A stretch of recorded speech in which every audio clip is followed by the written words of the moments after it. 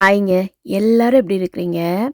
அ உங்க வீட்ல எப்படிங்க காலையில ஓடும்? அதாவது காலையில ஒரு இட்லி இந்த மாதிரி பண்ணீங்கன்னா, எல்லாருமே சாப்ட்டுருவாங்களா? இங்க அப்படி கிடையாதுங்க. அ ஒரு நாள் நம்ம என்னைக்கு இட்லி பண்ணலையோ, அன்னைக்கு தான் என் ஹஸ்பண்ட்க்கு இட்லி சாப்பிடணுன்னே ஆசை வரும். நம்ம இட்லி பண்ற அன்னைக்கு, அ நான் ஏதாவது ஒரு ஹெல்த்தியா நட் ஷேக் மாதிரி குடிச்சுக்கிறேன் அப்படின்னு கேட்பாங்க.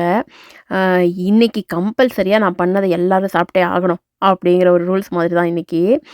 ஆ இன்னைக்கு வந்து நான் காலையில என்ன பண்ணேன் அப்படிங்கிறத உங்க கூட ஷேர் பண்ணிக்கிறேன். இன்னைக்கு வந்து நான் காலையில வெண்பொங்கல் தான் பண்ணேங்க.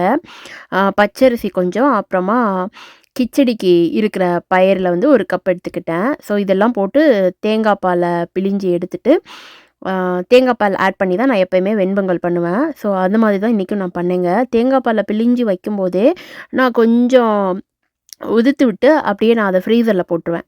ஏன்னா, நெக்ஸ்ட் டைம் நான் கொழக்கட்டை பண்ணும்போது, அத வந்து கொஞ்சமா சேர்த்து கொழக்கட்டையோட ஆட் பண்ணி, நம்ம பிடி கொழக்கட்டை மாரி பண்ணி சாப்பிட்டோம்னா, செம்ம டேஸ்ட்டா இருக்கும். நான் அதனால அத வேஸ்ட் பண்ணாம எப்பவுமே ஃப்ரீசர்ல ஸ்டோர் பண்ணி வச்சுருவேங்க. மார்னிங் இன்னைக்கு எங்க வீட்ல வந்து வெண்பொங்கல், சாம்பார், அப்புறமா பீனட் சட்னி, அப்புறம் லஞ்சுக்கு வந்து நூடுல்ஸ் சப்பாத்தி மாதிரி பண்ணி எடுத்துட்டு போயிடலாம் ஸ்கூலுக்கு அப்படின்னு சொல்லிட்டு தான் நான் அன்னைக்கு பண்ணிட்டுருக்கேன். எனக்கும் ரணதீரனுக்கும், மிதுலனுக்கும் சேர்த்து.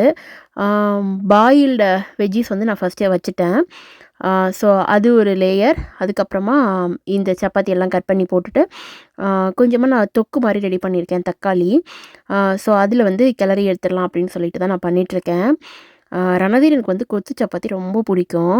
ஸோ சார் விரும்பி சாப்பிடுவாருங்கிறனால இன்னைக்கு லஞ்ச் அதான் பண்ணேங்க. டுமாரோ மீட் பண்ணலாங்க.